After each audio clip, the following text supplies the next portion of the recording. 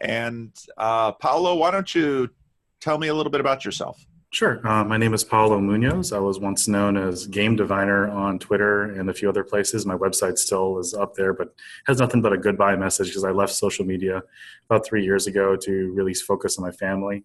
Married, have 3 children, and I've been working about 18 years as a software engineer. And one of my dreams has actually been to be a video game designer.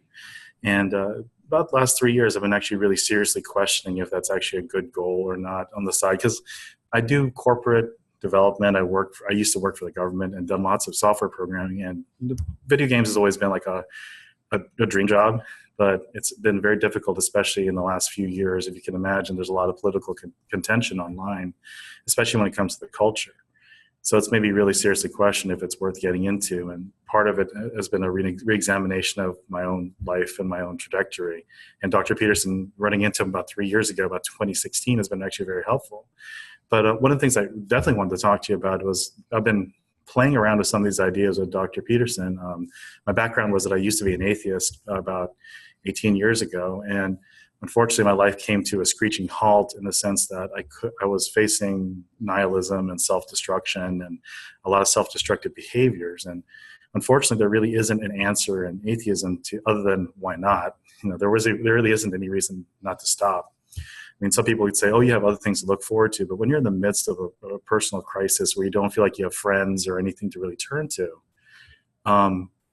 that's where I think atheism really hits that block. There's no reason why you don't need to. There's no real reason you can pull yourself out of it. Because when you don't have friends or you feel like you don't have family, you don't feel like you have anything to look forward to.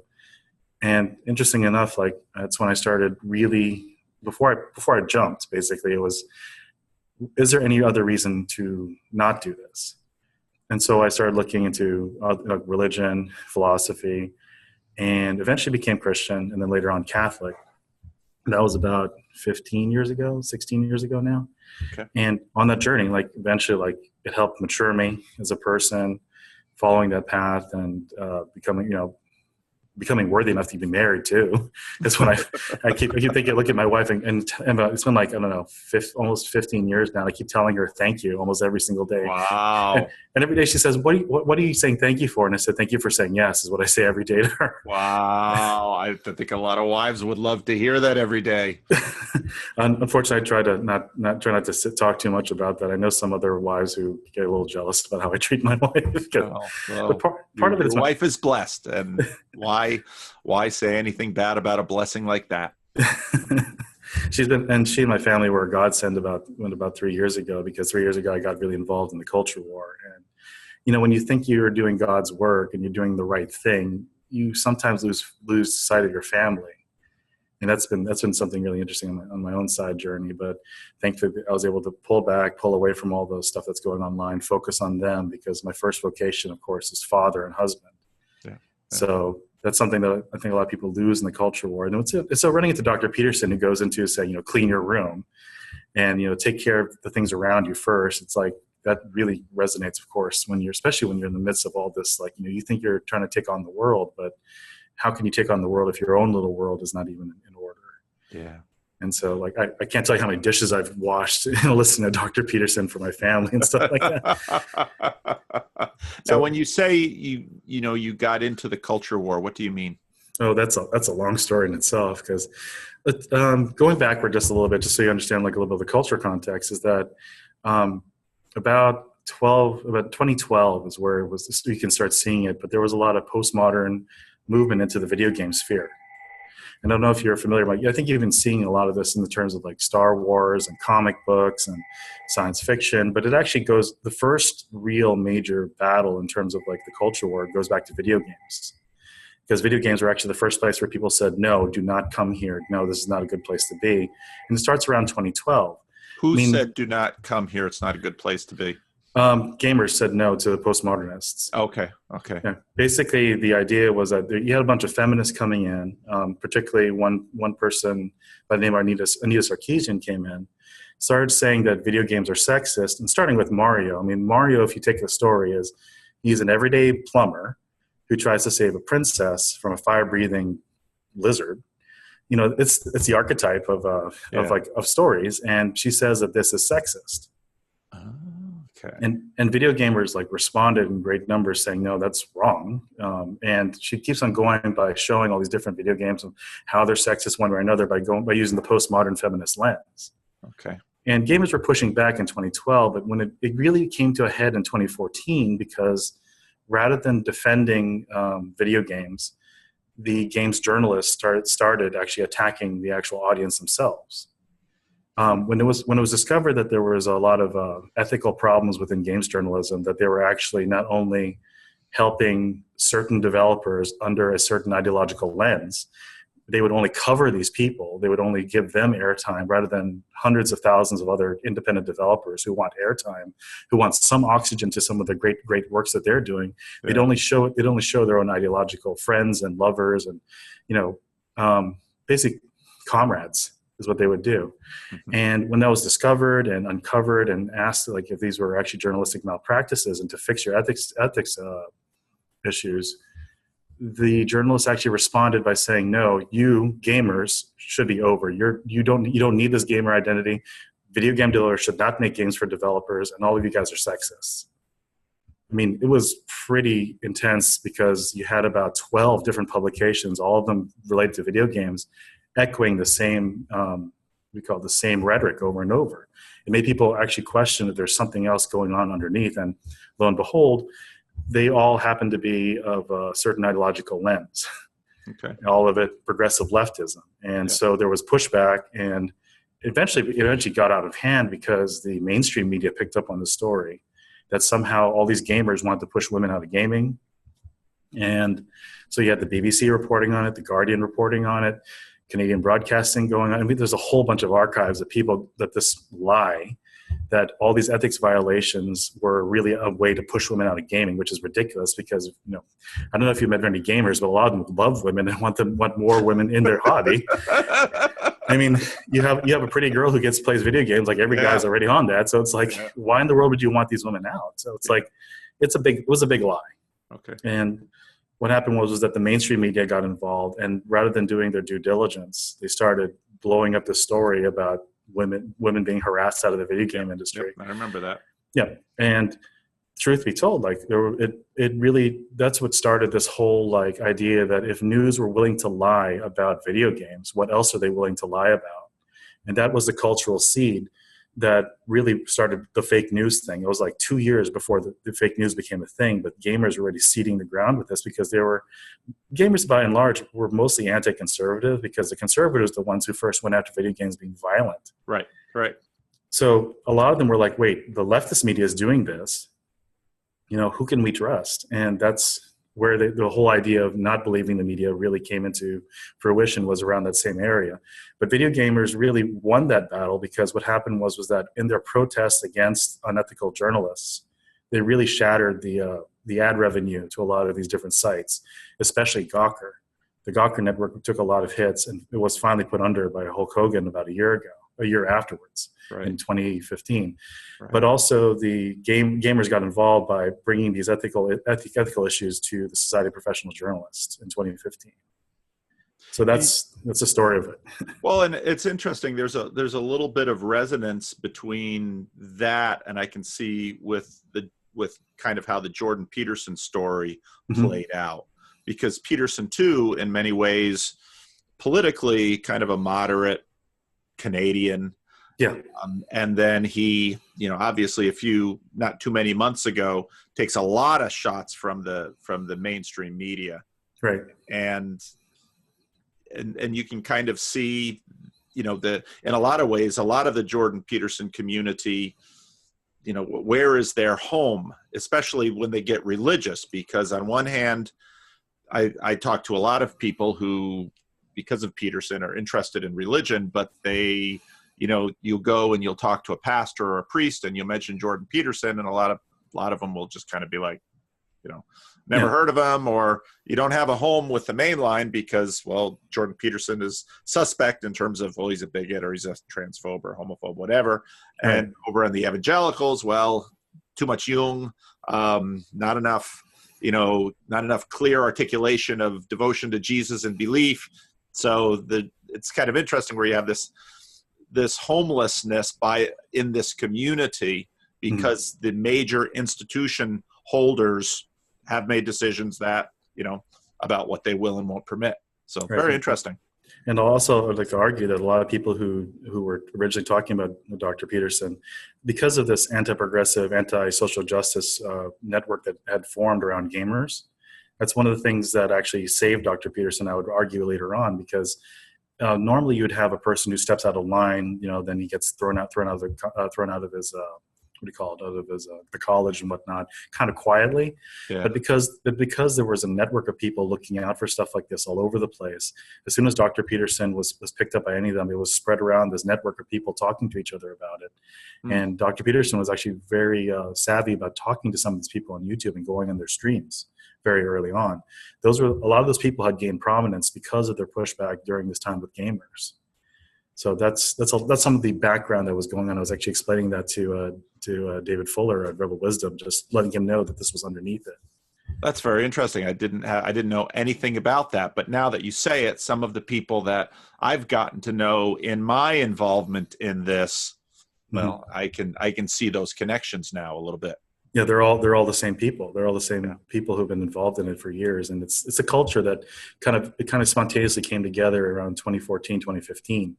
And really, I think that's one of the reasons, if you look at some of these articles, you see sometimes it goes back to gamers are the reason why Trump's president, and the memesters, the people who love playing games with memes, are all gamers. They all tend to be the same kinds of people because, they're trying to find their way. And so Dr. Peterson actually has been a real big help to a lot of people trying to find, in a sense, meaning to what they're doing. And one of the things I wanted to propose was that Dr. Peterson's analogies, especially when it comes to the hierarchy and divinity, I'd like to argue that, in fact, what he's actually talking about is the Trinity, and that video games are actually embedded in the Trinity itself.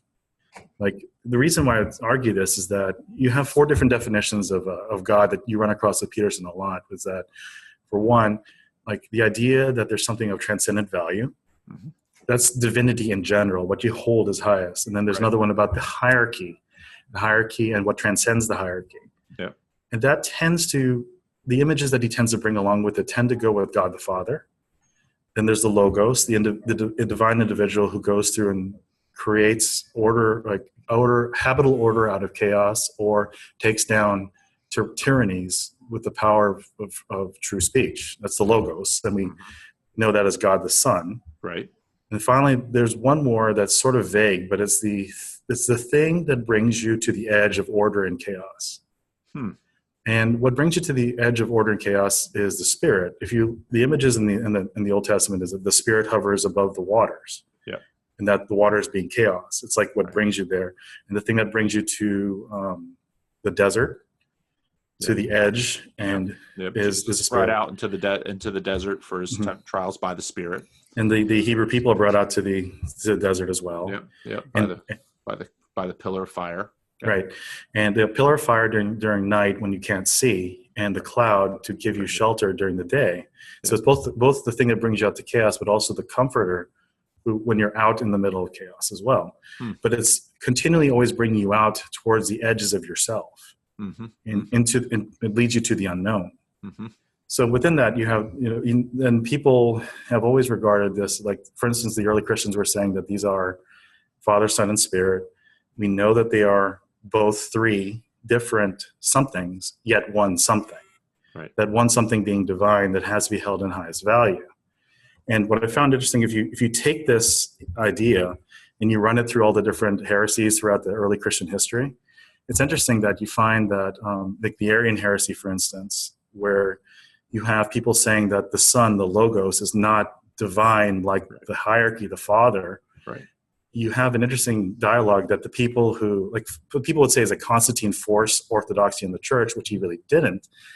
The Orthodox position was that Father and Son were co-equal and of the same substance. They're both divine. Right. But yet the people who held the position that the hierarchy is higher turned out to be the emperors, Constantine, and all the bishops who were with that. They were the elitists who wanted the hierarchy being higher than the Logos, the divine individual. Yeah. So you go through the different heresies of the time, and you can unpack an interesting meta story that both the logos and the hierarchy are co-equal and of same substance, and that the Spirit is also there. And further, if you take this idea of Father, Son, Spirit, the Spirit, one who brings you out to chaos and comforts you when you're on that edge, is that you get an image of the heroic journey. The Son who's sent by he's not just simply sent once, he's eternally sent by the Father, and always going out and always coming back with fruitfulness. So the idea is that if that's true, then inside the Trinity is a dynamic of heroism where the hero goes out and comes back again. That's interesting. Yeah, and that's a theory. In a sense, I often, I did a couple of sermons. I did a couple of sermons a few weeks ago on Jonah, where I took the hero's journey in Star Wars and I compared it with Jonah's journey, and did a little compare and contrast.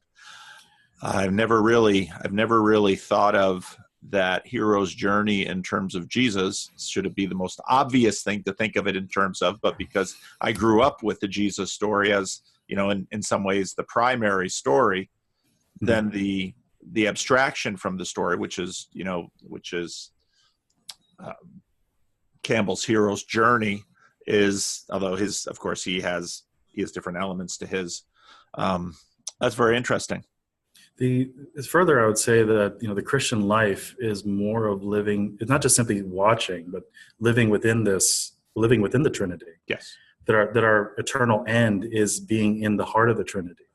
Yes. So we are brought into communion, and the Gospel of John specifically, draws that forward.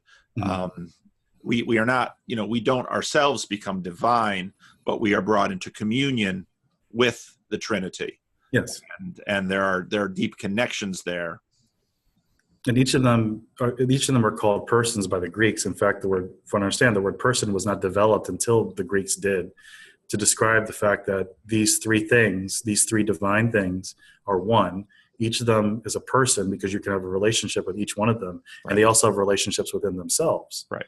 So what Peterson's trying to describe is an interesting formulation of the Trinity that I've never heard of before. When I use his language, he also says something about proper being, and he describes proper being as in being, on the edge of order and chaos, as being the one who speaks the truth, of seeking to transcend the hierarchy at all points. When he says proper being, what's interesting to me is that the definition of God under Aquinas is ipsum esse subsistens, the subsistent act to be itself. That God is not just simply highest being. He's the act of being itself, the act of being. He's not just a true thing. He is truth itself.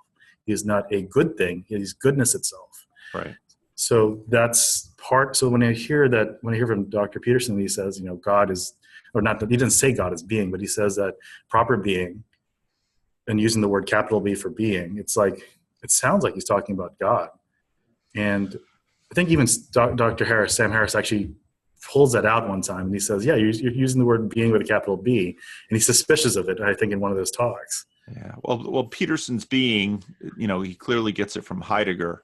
Mm-hmm. And part of the difficulty in terms of talking about God, our relationship with God is not, the difficulty isn't really finding what God is. It's more figuring out what isn't God.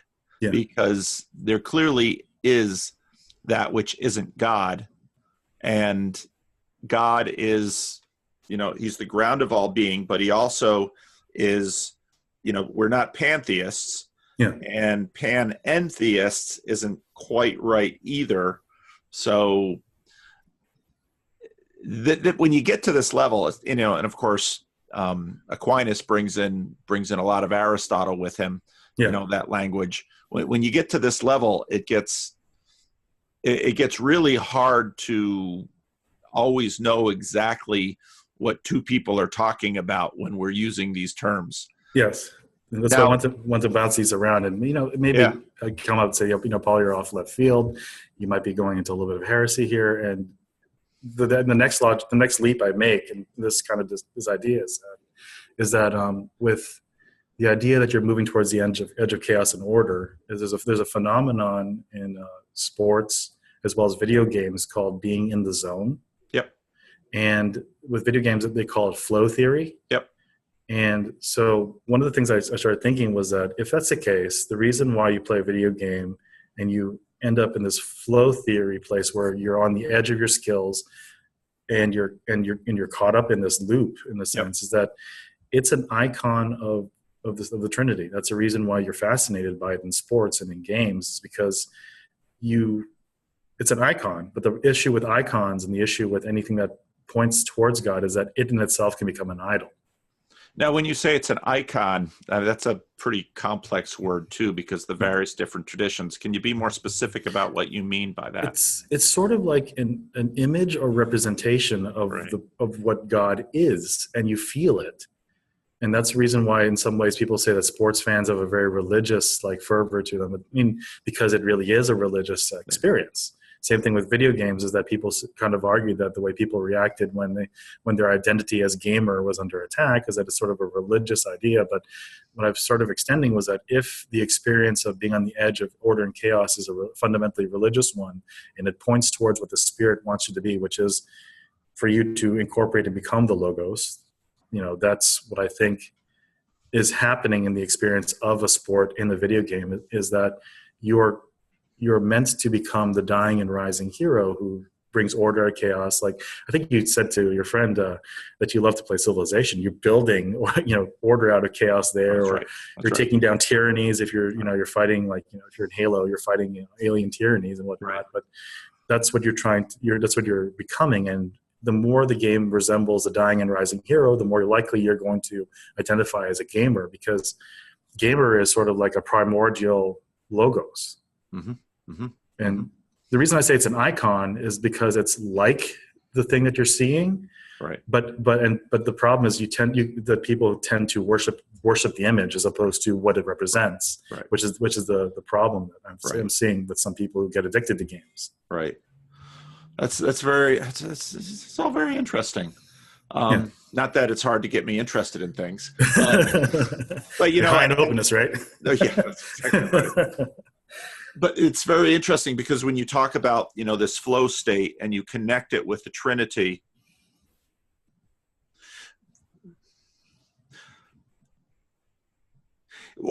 part of what's interesting about the Bible is that most of this stuff is spoken about in indirect terms, in embodied terms. And when you talked about flow state, it made me think of, Eric Liddell. Eric Liddell was this early 20th century sprinter. He was a deeply devoted Christian. The movie Chariots of Fire is made about him. He had this weird way of running. Everyone would just kind of, have their stance for running. He always ran with his, and you can see this, a couple of scenes in Chariots of Fire do this. He ran with his head back and with this look of awe on his face. And people were like, well, why do you run that way? Because he said, but when I run, I feel God's pleasure. Mm-hmm. And I think that's very much what you're talking about in terms of this flow state. Yeah. And now Tim Keller has followed Eric Liddell quite a bit. And so I get a lot of the stuff about Eric Liddell from Tim Keller. Apparently Eric Liddell was, died in a Japanese prison camp during the Second World War because he had been a missionary in China. And the stories that came out of that camp it wasn't really a prison camp. It was just kind of a detention camp. But the stories that came out of that camp were pretty astounding in terms of his Christian witness in the context of that suffering. Because in a confinement camp, people can get very animalistic. It's about my survival. And here's this one guy in the camp that through all the deprivation actually shone more in terms of his generosity and his kindness and his love. When you see some of that, you begin to appreciate, what we mean by a saint. Mm-hmm. So these are very interesting ideas. I have another one on top of that too. Okay. Well, let me ask you a question first. Sure. Why do you connect these ideas through Peterson? Is it through Peterson that you began to draw these connections? Well, it was when he was using those images of what the logos was, what the hierarchy was, that I started because I've been struggling for a long time to understand if there is a theology behind video games, if there's a way, in a sense, to understand it in the eyes of like what God is through it. Because there's a lot of people who basically, especially Christians, especially, who say, "Oh, yeah, we'll just make a video game about God and add Noah and make it Mario and he's jumping around and stuff like that." And I'm like, it's really cheesy, almost blasphemous. And like, I don't know if you heard about this one. There was a Left Behind video game that they made. Oh, no. And like what you're doing is like you're actually like you're giving out propaganda pamphlets to people to convert them, and if they don't convert, you can actually shoot them. And I'm like, how's this game helping at all? And like almost every single, one of the reasons I also look at it is that the social justice people who've come in and said, no, we're going to take video games and make it more woke and more diverse. They do the exact same thing that the Christians were attempting to do like a decade earlier. We're trying to make video games more Christian. It's like, you don't love and respect the medium. You just use it as a means of propaganda. And I'm like, there's got to be something deeper to this. And not only that, but I also like, just because for myself, like I've been a gamer for years, and I see it in my kids, and how, especially when Dr. Peterson talks about how games are like a pre-nascent form of ethics, and I see how my kids play games, and when I started looking at it through that lens, and I realized, people are yearning. What people are doing all the time when they're playing video games, they're yearning for a life where they feel like they are making an impact, that they're saving the world. If people want to do that, but the nascent message is that in order to save the world, you got to start by cleaning out the rats in the basement before you start fighting the dragon. You got to clean out that and start small. And all this comes together in one place. And I'm like, it's more than just simply that you make a video game, it's a Christian message. It's like, no, a video game by its structure is the heroic journey. Yeah. And it's also one of the reasons I've seen a lot of the social justice press and video games say things like fun is problematic. Well, the reason why fun's problematic is because they see that it actually feeds into this idea of the logos and the spirit. So they try to remove any sense of fun and any of this sense of flow from video games. And that's what I'm seeing actually in terms of like the culture war. They're actually trying to remove what makes games a moving, both in art form. And one of the things I found, one of the ideas I wanted to present to you, like the idea on top of that, is in order to achieve the flow state, in order to achieve this idea of actual achievement. This is something I was looking through another person, Dr. Jane McGonigal. She's a game designer who's been talking about how to use a lot of these games and game theory in real life. She was dealing with a concussion. And with her concussion, she had a hard time concentrating. She had a hard time doing anything. So she actually made a game out of her suffering, in a sense, to understand how to beat it. And the game was basically this, is like, first of all, you take a challenge mentality, then you add rules, you have a goal, and you have feedback systems that help you understand that. And I'm like, okay, so it's basically what Dr. Peterson was saying in his 12 rules. It's like, I took this older work of her talking about game theory and looked at Dr. Peterson's 12 rules, and they map one-to-one. The idea is that you need a goal in life. You need to find goals, small goals, big quests. And she called them quests. Yeah. And she called them power-ups that help you achieve those things. And she called them battles that you fight. Like in hers, it was the concussion she was fighting. Yeah. So she would have to battle the concussion, battle the noise. And there were small battles and big battles. And she set it up like a game. And then I was thinking to myself, like, well, what does God do with us in terms of the Old Testament? Like he gives people a goal, the promised land. He gives them the rules, the 10 commandments. He gives them a life to live out in the edge of nowhere, which is the desert. It's like the whole structure of the Exodus story is, in a sense, not to trivialize it, but it's a game. It's a challenge. But the first thing what Jim McGonigal and both Jim McGonigal says and what Dr. Peterson says is the first thing you got to do is accept it as a challenge. You can't run away from it. You have to accept it as a challenge. It changes around being a victim to being a conqueror, and that's one of the first things that both game design as well as Dr. Peterson's work said. It's like you have to accept the challenge. And then you have to accept rules, which is actually the most interesting thing. Every game, everything you do for fun always has a rule set. That's right. Well, a couple of thoughts came to Yeah, mind. sure. Number one, gamification. A lot of people have been looking at gamification as a way, in a sense, to hack ourselves. Yeah. There's a task we need to do. We do this with small children. I remember when my wife was trying to we have 5 children, and so there's no way 2 adults can keep up with all 5 in terms of things. So we turn housekeeping, cleaning their room, into a game, and we found, especially with some of our kids, gamifying a number of chores, suddenly performance improved dramatically. Right. And so there's a lot of gamification going on in terms of, so one of my sons has that Robinhood app for stock, and so you've got the gamification of the stock market. And so gamification, on one hand, gamification is a really clever way. Well, it's based on a recognition of a lot of this inbuilt stuff that Peterson has obviously woken us up to, a lot of this inbuilt stuff that archetypes, that are very deeply connected with archetypes. Sure. And so if we have a particular goal, if we can gamify the things that we know we need to pursue, that we need to accomplish in pursuit of that goal, we're much more successful in achieving those goals. Right. That's clearly there. Here's a deep irony about here's a deep irony about, I think, games and this, let's say, the archetypal stories that we see in Star Wars, Tolkien, so on and so forth, even in the Bible, and then Jesus. Mm-hmm. At the beginning of the Gospel of Mark is as efficiently strewn with miracles as any of the Gospels.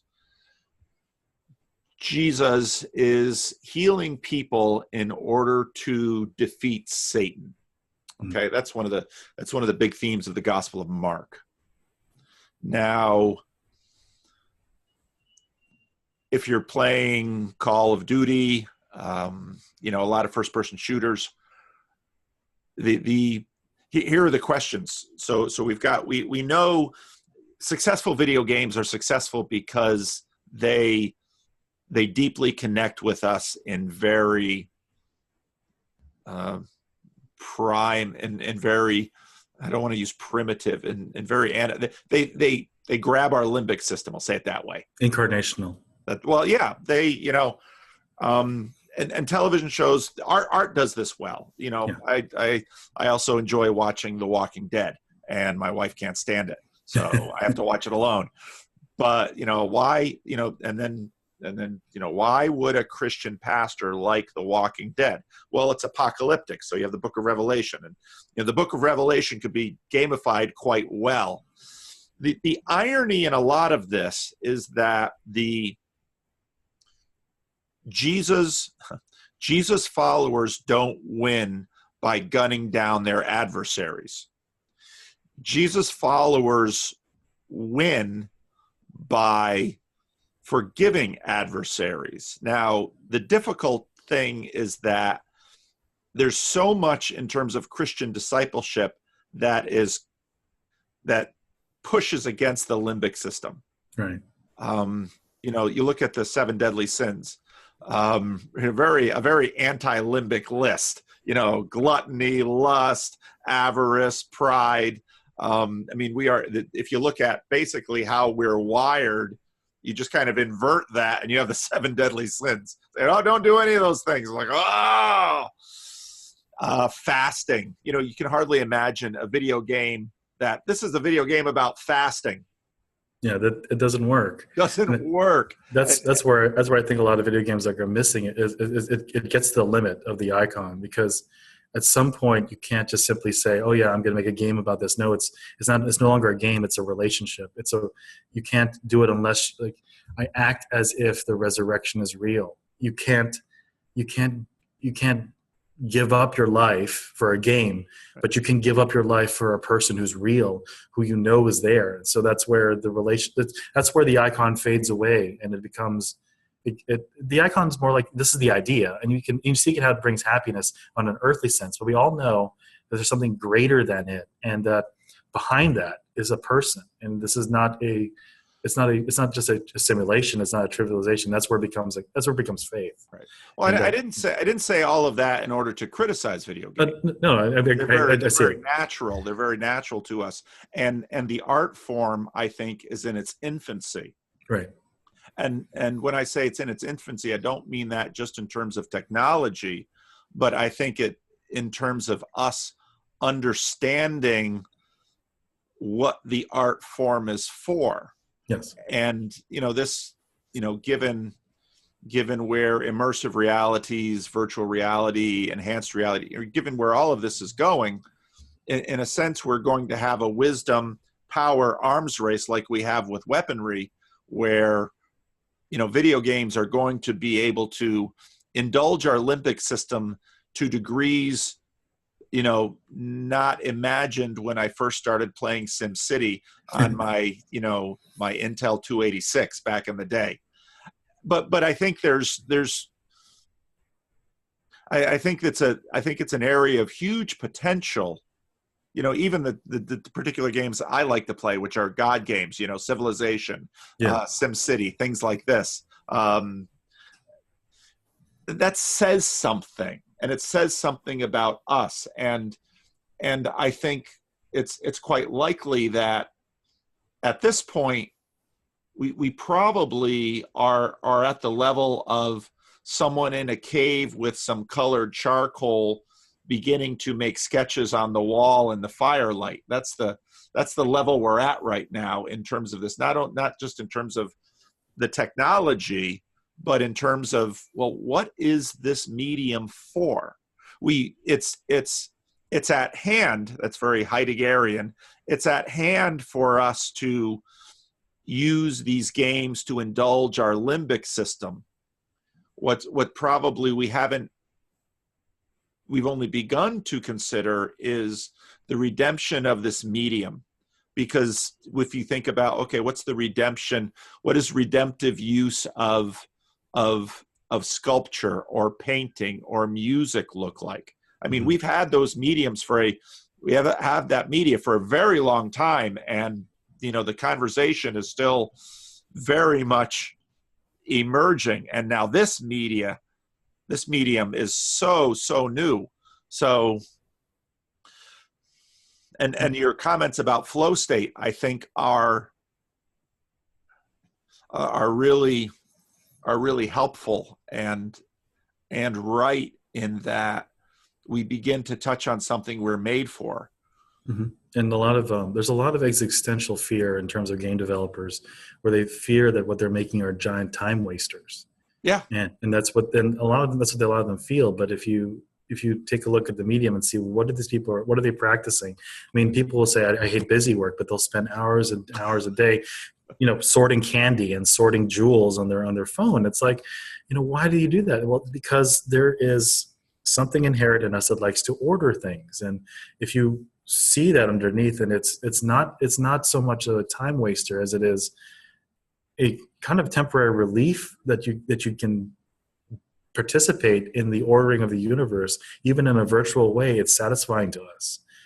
And that's what games represent. It's like, not only that's a small part, you're just ordering the universe in a very small way in those mobile games. But then you get to you're willing to die and rise again over and over again to save the universe, to save the princess, to save the kingdom. And that's something that in the higher order video games that you see. And then for yourself, like, you order a primitive civilization and bring it up into its greatness and heights. And that's us inside yearning for the divine, for us to manifest this into the world. And for a brief moment in time, we can manifest this in this small virtual space. And this is what our destiny, that's what I feel. That's what we see in this small virtual space, our eternal destiny in God and living in the Trinity. Now the question is, how do you move from there into the real world? And that's where you get into Dr. Peterson's work and all these other people who are greater, in a sense that they make the argument that, yes, you can move from there to here. This is how you do it. You start small, start humble. You start with doing little things it's not about doing great things, but little things with great love, which is St. Teresa, the little flower. You start with small things. And people are resonating with that message about cleaning your room, and that's pretty much it. I'm just saying, like, also that the video games you play are saying the exact same thing in a different way. It's, as you said, it's more limbic, it's more embodied, it's more using our flow state inside. So, I mean, I'd argue that, you know, sports do the same kind of thing. We practice tribalism in a healthy way. Hopefully it's a healthy way. You know, you have your colors on one side and the colors on the other side, and you're seeing them play the game, and there's drama because there's rules. There's drama because there are people who are fighting against each other temporarily, but it's all in the spirit of the game.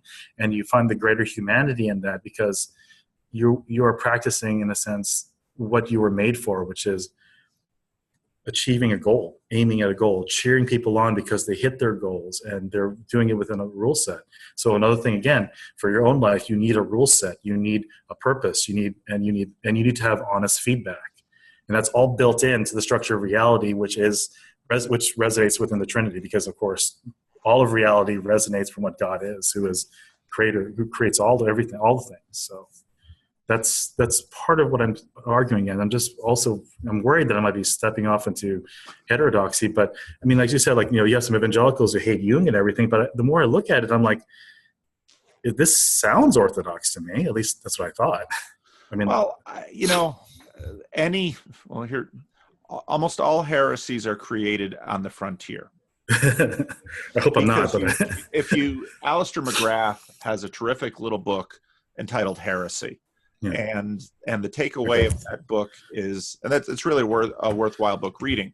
You learn some really nice early church history, but it also illustrates that in some strange ways, we don't discover the Arian heresy until we begin to, we don't discover the Trinity apart from first stumbling into the Arian heresy. Mm-hmm.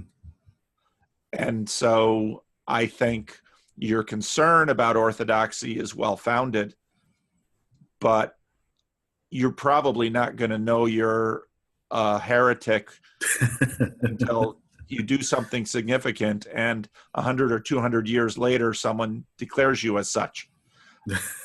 and so I'm not in any way trying to discourage you from looking in the past and trying to orient ourselves with respect to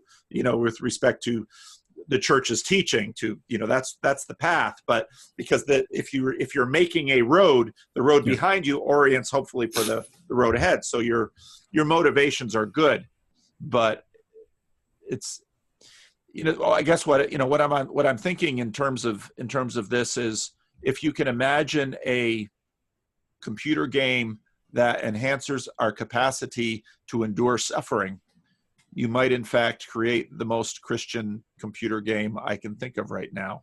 Actually, I would argue that there's actually the studies that people who play video games, in terms of like they're dealing with a trauma, it actually does better than opiates in terms of relieving pain. And there are some video games out there, for instance, one of them, I don't know if you know, it's called Dark Souls.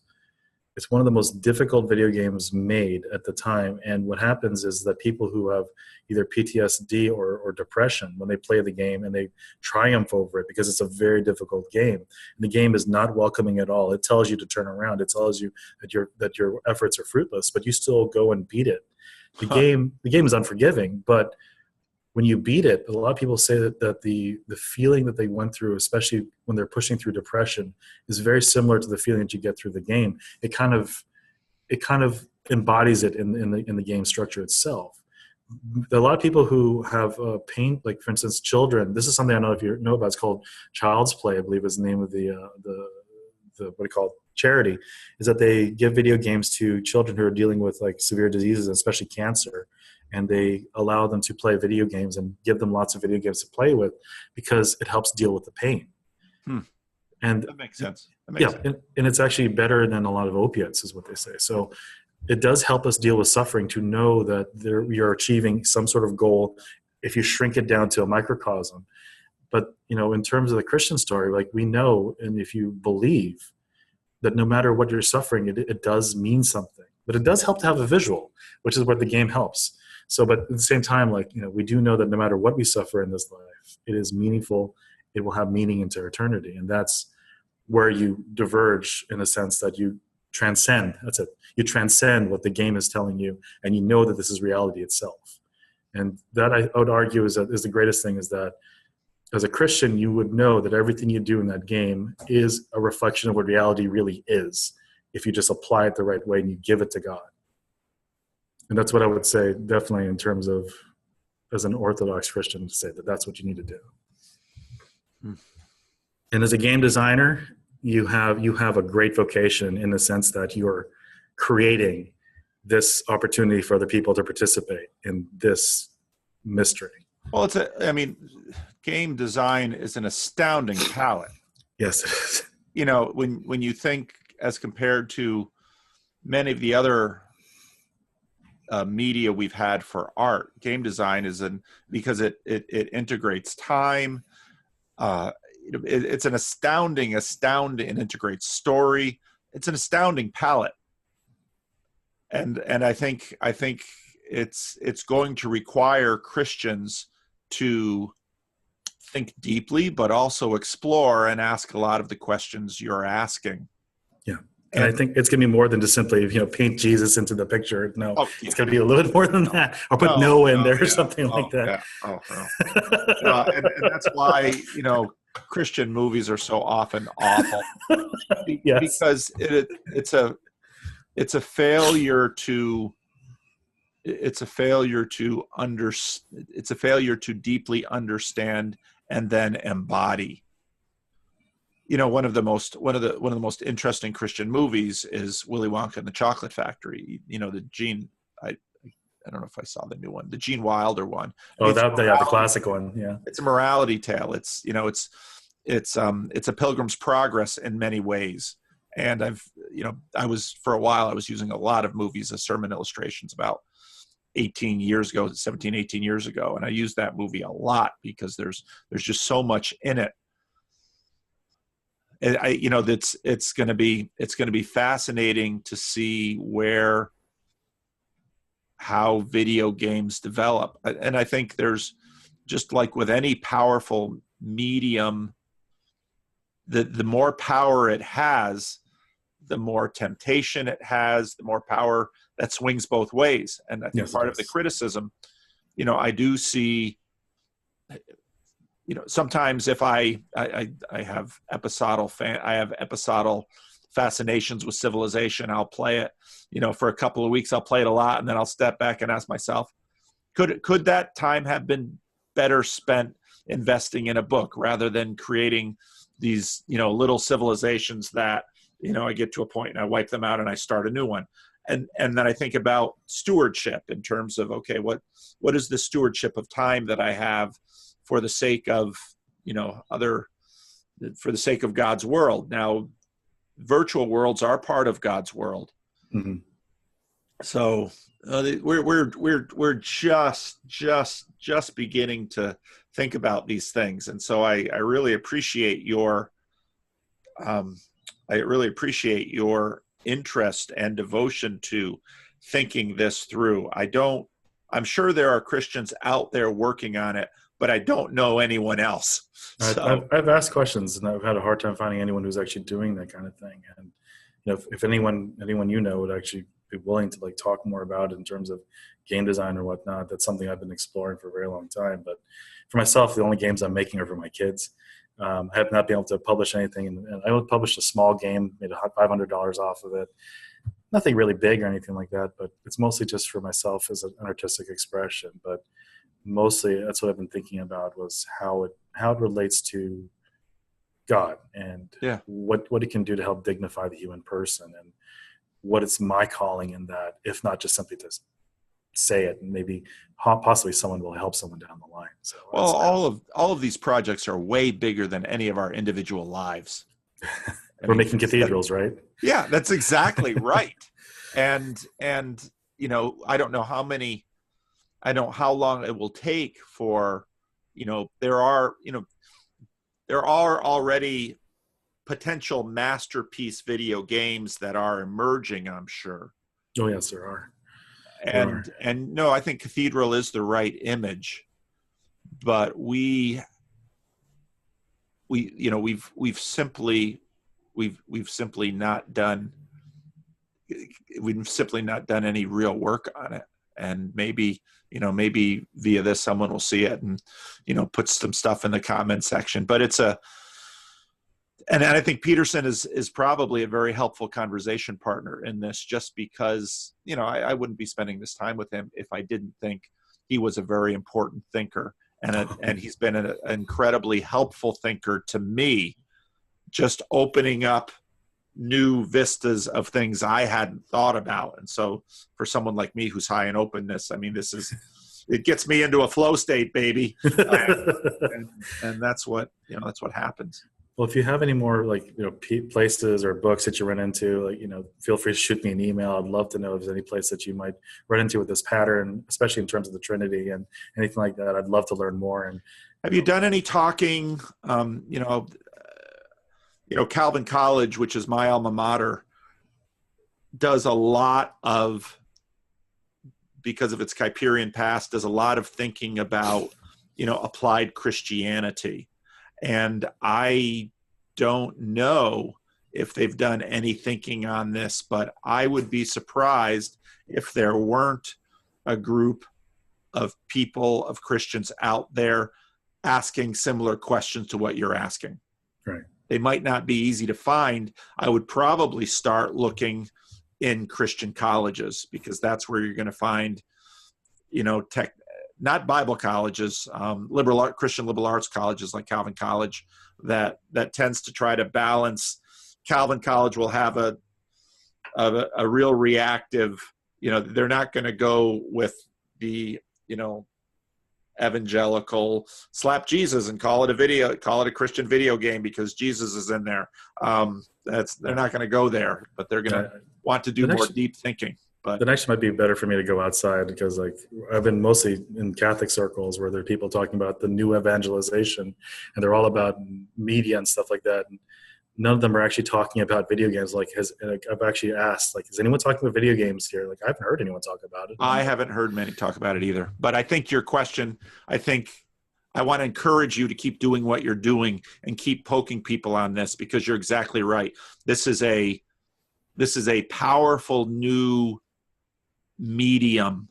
Mm-hmm. And if Christians don't start working in this area, well, it's part of our calling. I think it's more of if they don't, it'll stay the same. But if they do, if I'm correct in terms of the theology, it'll explode bigger than it ever has before, because it goes back to the heart of who God is. Yeah. Well, let's post this and see what we can find. You can't be the only one asking this question. I guess there's always got to be a first, but hopefully it helps somebody. I hope it does. Yeah, but you're asking good questions, and I wish I was a more helpful conversation partner for you, but you're asking good questions, and I want to encourage you. And I would send some emails out to some people who are teaching. Actually, I do have a friend.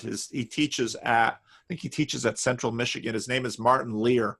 I was a classmate of mine all through grade school, and he teaches computer game design, and he's a Christian. He's a member of the Christian Reformed Church, and he's a friend of mine. So I am going to send this video to Martin, and I'm going to put you in touch with Martin. And thank you. No, because he will be on this, and he might know this is important. This is good. I have to sign off because I've got conversations. Full schedules, this afternoon. But thank you so much. I sure appreciate this conversation, and if it's okay with you, let's plan on posting it. Definitely. And I'm going to also send this to my friend Martin, and we'll see if we can. And I'll send an email with you and him in it, and we'll see if we can get a little conversation going. Get a little conversation going. Well, thank you so much, Paul, and good luck with everything you're doing, and God bless you. Well, thank you. Bye-bye. Bye-bye.